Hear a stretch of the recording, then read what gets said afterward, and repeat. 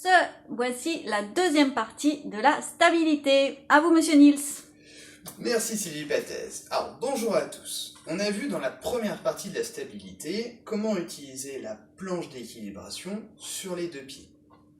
Une fois que l'on a bien maîtrisé son équilibre et que tranquillement on a commencé à renforcer ses chevilles, on va pouvoir passer à la partie 2 de l'équilibre, c'est-à-dire des exercices un petit peu plus complexes.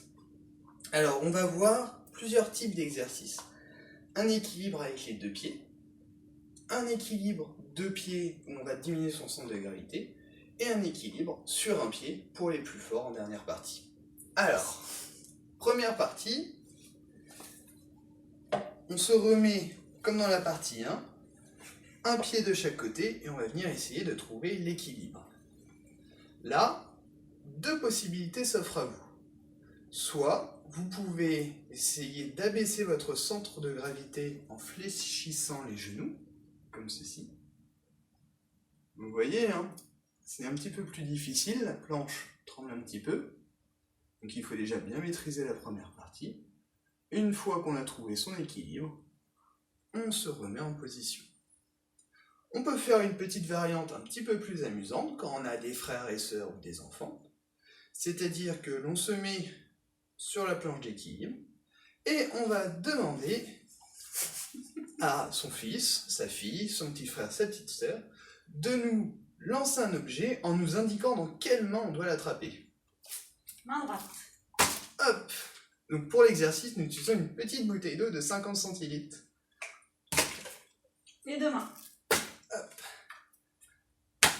Main gauche. Donc regardez bien comment mes pieds travaillent sur la planche. Hein. Encore. Encore. Au-dessus. Au-dessus. Au-dessus, c'est pas possible. Allez, une dernière. En bas. Oh.